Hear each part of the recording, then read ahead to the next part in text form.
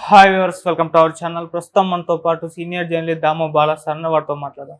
నమస్కారం సార్. నమస్తే. సార్, వివేక హత్య కేసులో అప్రూవర్గా ఉన్న దస్తగిరి ఇటు షర్మిల గారి పైన సునీత గారి పైన కేసు పెట్టడం జరిగింది సార్. అంటే మొన్నటి వరకు కూడా వీళ్ళంతా ఒకటే అని అనుకున్నారు.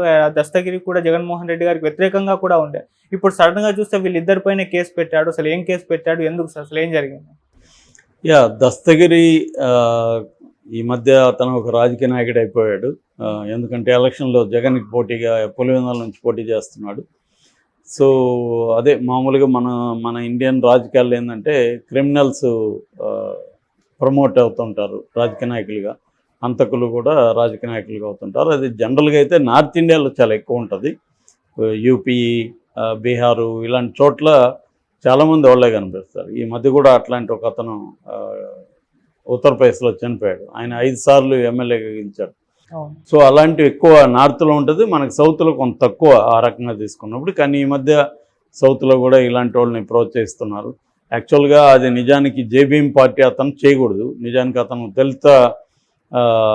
దళితుల కోసం నేను పార్టీ పెట్టానని చెప్పి అతనే హంతకుడు అని ఒప్పుకున్నాడు. అట్లాంటి అతను తీసుకొచ్చి రాజకీయాల్లోకి తీసుకురావడం అనేది ఘోరం విషయం.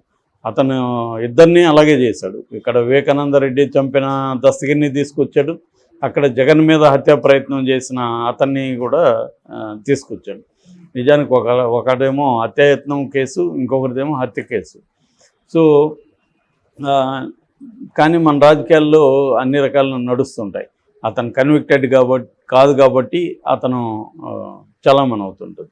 సో ఇప్పుడు దానివల్ల అతను ఏంటంటే ఒక రకమైన తెలుగుదేశం మీడియా కానీ లేకపోతే జగన్ వ్యతిరేకంగా ఉన్న వాళ్ళందరూ కూడా అతనికి ఒక లెజిటిమేసీ ఇచ్చేశారు.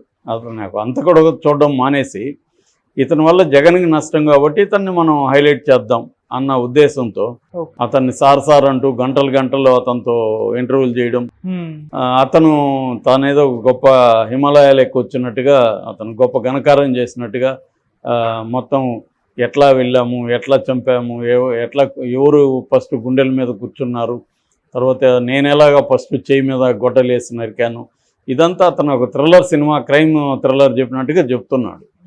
సో ఇదే విచిత్రమైన విషయం. ఎందుకంటే రాజకీయాలకి వచ్చేసరికి ఏ రకమైన వాల్యూ సిస్టమ్ అనేది ఎవడూ ఫాలో కాదు. వైసీపీ అయినా ఫాలో కాలేదు ఈ విషయంలో, ఇటు తెలుగుదేశం కూటమి కూడా ఫాలో కాలేదు. పౌరొక్కల నాయకుల్లాగా అయిపోయాడు అతను. సో ఇదొక ఐరనీ మన ఇండియన్ డెమోక్రసీలో. సో అతను ఇప్పుడు విచిత్రంగా ఏంటంటే ఈ మధ్య విచిత్రమైన కేసులు కూడా పెడుతున్నారు వాళ్ళు. అదేంటంటే ఆ మధ్య సునీత మీద కూడా అతను కేసు పెట్టాడు. ఇప్పుడు నిజానికి సునీత ఇతని మీద కేసు పెడితే ఇతని మీద కేసు తీసేయాలని సునీత కొట్లాడింది. ఆ మధ్య వెళ్ళి ఎస్పీకి సునీత అండ్ వాళ్ళ హస్బెండ్ నర్రెడ్డి రాజశేఖర రెడ్డి ఇద్దరు కలిసి మెమోరాండం కూడా ఇచ్చారు ఇతని మీద కేసులు తీసామని. విచిత్రంగా ఇప్పుడు సునీత మీద కేసు పెడుతున్నాడు. సో సునీత షర్మిల మీద ఇతను పెట్టాడు. దీనికి కారణం ఏంటంటే ఈ మధ్య సునీత రంగంలోకి దిగి జగన్ని ఓడించానని పిలిపిస్తుంది. మా నాన్నని చంపించిన వాళ్ళకి జగన్ టికెట్లు ఇచ్చాడు, షెల్టర్ ఇస్తున్నాడు, కాపాడుతున్నాడు, కాబట్టి జగన్ని పొలిటికల్గా ఓడించండి అని ఆమె పిలిపిస్తుంది. దీనికోసం ఆమె ఒక పీపీటీ తయారు చేసింది, పవర్ పాయింట్ ప్రజెంటేషన్ తయారు చేసి దాన్ని అన్ని చోట్ల ప్రదర్శిస్తుంది. ఎట్లా చెప్పారు ఏంటి అవన్నీ చెప్పేస్తుంది. మరి ఇక్కడ అసలు ఆమె అలా చెప్పచ్చా? కోర్టులో కేసు ఉన్నప్పుడు ఒక పక్క కోర్టుల్లో పోరాడుతుంది, ఇంకొక పక్క వీళ్ళే చంపారని ఎట్లా డిక్లేర్ చేస్తుంది? అదే ఆరోపణ వరకే కదా.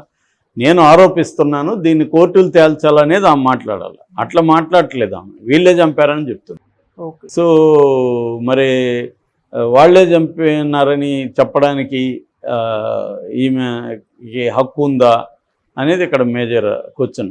ఎందుకంటే ఒక ఆరోపణ వేరు, నిర్ధారణ వేరు. నిర్ధారణగా చెప్పాలంటే అది కోర్టులు చెప్పాలి తప్ప మనం వెళ్ళి ఎవరినో పలానాడు చంపాడు అని చెప్పలేము.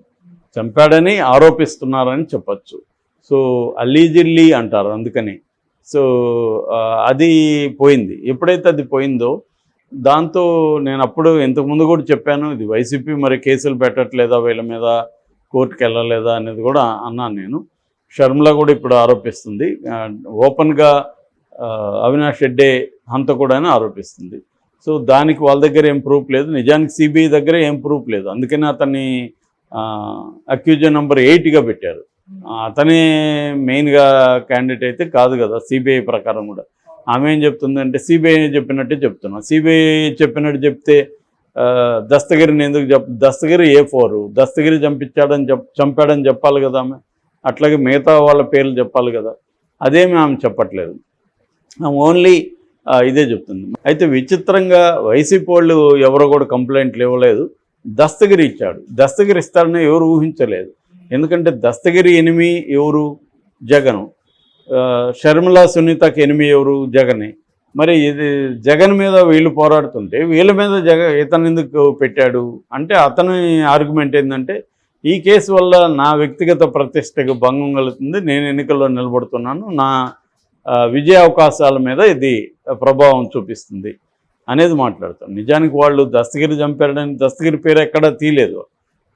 వాళ్ళిద్దరి ఉద్దేశం కూడా జగన్ని ఓడించాడా. Number 1 target Jagan. వాళ్ళకి అవినాష్ రెడ్డి కూడా టార్గెట్ కాదు, వాళ్ళ టార్గెట్ జగనే. అయితే అవినాష్ రెడ్డికి వ్యతిరేకంగా ఈమె పోటీ చేస్తుంది కాబట్టి అవినాష్ రెడ్డిని కూడా ఈమె టార్గెట్ చేసింది షర్మిల. సో ఆ రకంగా ఈమె ఎవరికి బెయిల్ ఇచ్చినా కూడా సునీత ముందు సుప్రీంకోర్టుకి వెళ్ళిపోతున్నామె. అదే చాలాసార్లు అనుకున్నాం కూడా, సుప్రీంకోర్టు ఇంత ఈజీనా సుప్రీంకోర్టుకి వెళ్ళడం అనిపిస్తుంది.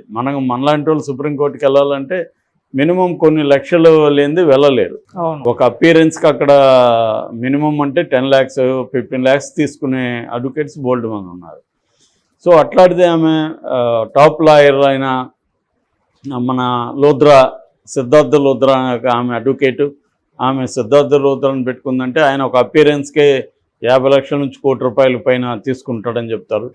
మరి ఈమెకి ఎంత డబ్బులు ఎక్కడి నుంచి వస్తాయనేది కూడా అనేక మంది ప్రశ్నిస్తున్నారు. సో దీని వెనక తెలుగుదేశం ఉందనేది కూడా అంటున్నారు. సో ఇప్పుడు ఫర్ ఎగ్జాంపుల్ లేటెస్ట్గా దేవిరెడ్డి శివశంకర్ రెడ్డికి కండిషన్ బెయిల్ ఇచ్చింది ఇక్కడ హైకోర్టు. దాని మీద ఆమె ఇప్పుడు సుప్రీంకోర్టుకి వెళ్ళింది కండిషన్ బెయిల్ క్యాన్సిల్ చేయమని. అంటే ఏ కోర్టులు బెయిల్ ఇచ్చినా ఆమె కోర్టుల మీద కూడా సుప్రీంకోర్టుకి వెళ్ళిపోతుంది. సో ఇలాంటి కాంటెక్స్ట్లో ఇతను ఎందుకు ఇచ్చాడనేది పెద్ద ప్రశ్న. అతనైతే ఇప్పుడు ఎలక్షన్ కమిషన్ కంప్లైంట్ చేశారు, వీళ్ళు కోడ్ ఉల్లంఘించారు, వ్యక్తిగతంగా ఎవరిని దూషించకూడదు, నిందలు వేయకూడదు అనేది కోడ్లో ఉంది. ఈ కోడ్ని ఉల్లంఘించారు కాబట్టి వీళ్ళ మీద చర్య తీసుకోండి అని వెళ్ళాడు. తర్వాత ఎలక్షన్ కమిషన్ కూడా వార్నింగ్ ఇస్తున్నాడు దస్తగిరి, మీరు తీసుకుపోతే నేను హైకోర్టుకి వెళ్తాను. అతనికి కూడా కోర్టులకు వెళ్ళడం అనేది చాలా సులభమైపోయింది, హైకోర్టులకు వెళ్ళిపోతున్నాడు అతను. ఈయన దొరికాడు కాబట్టి. ఎవరు మన జడ శ్రవణ్ కుమార్ అడ్వకేట్, మేబీ ఆయనకి ఏమన్నా ఫ్రీగా వాదిస్తున్నాడా లేదా ఆయన దస్తగిరి దగ్గర ఇంకా డబ్బులు ఉంది, ఆ హత్య అమౌంట్ కూడా మొత్తం ఆయనకి ఇచ్చిన నాకు ₹1 కోటి అడ్వాన్స్ ఇచ్చాడని చెప్తున్నారు, మొత్తం రికవరీ చేయలేదు. మరి ఆ డబ్బులు ఏమైనా ఉందా? తర్వాత అతను అనేక పంచాయతీలు కూడా చేశాడు. కాళహస్తిలో ఒక వక్ఫ్ భూములకు సంబంధించిన ముస్లిం ల్యాండ్కి సంబంధించి చేశాడు. తర్వాత రైల్వే కోడూరులోకి వెళ్ళి 3 షాపుల్ని లాక్ చేయించాడు. అట్లాగే ల్యాండ్ పంచాయతీలు, అనేక పంచాయతీలు అతను సెటిల్మెంట్లు ఇవన్నీ చేస్తున్నాడు. ఎందుకంటే అతనికి సెక్యూరిటీ ఒక 5 మంది పోలీసులు ఉన్నారు, గన్స్ ఉంటాయి. వీళ్ళని తీసుకొని ఎక్కడికి వెళ్ళినా అవతలోడు భయపడతాడు కదా ముందు, ఒక గన్మెన్ పెట్టుకొని వెళ్తే. అందువల్ల అది ఉపయోగించుకొని నేను ఎవడనుకుంటున్నావు, వివేకాన్ని చంపినవాడు నేను అవతల వాళ్ళకి చెప్పడం, ఇవన్నీ చేస్తున్నారని పోలీసులు వైసీపీ వీళ్ళు ఆరోపిస్తున్నారు. సో అతను కూడా అవన్నీ వాటిలో కొన్ని చేశాను నేను, కానీ నేను అలా చేయలేదు ఇలా చేశానని కూడా చెప్తున్నాడు. సో ఇప్పుడు అతను హైకోర్టుకి వేస్తానని కూడా ఒక వార్నింగ్ ఇచ్చాడు ఈసీకి. మీరు కానీ చర్య తీసుకుపోతే మరి ఈసీ ఎలాంటి నిర్ణయం తీసుకుంటుందనేది చూడాలి మనం. Okay sir, thank you so much.